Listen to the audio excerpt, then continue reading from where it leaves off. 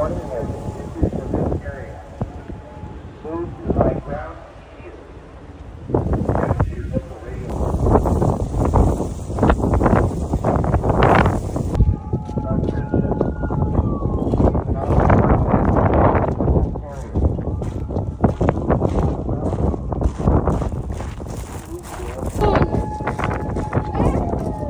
Doon sa kabila.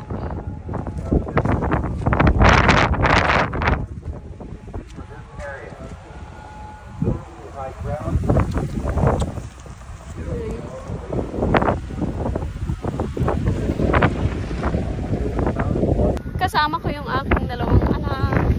Tapos yung asawa ko at saka yung panganay ko. Hiwalay kami at saka yung mama ko nandun sila sa may malapit sa bahay. Ayan, may activity si Margaret kaya nandito kami sa area ng activity niya. Umakyat na kami dito sa taas kasi nga tsunami warning. Ayan. So nagkahiwalay kami.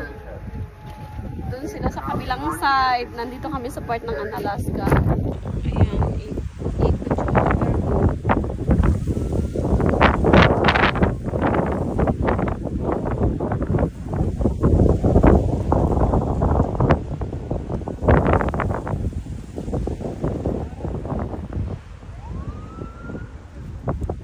So yung matataas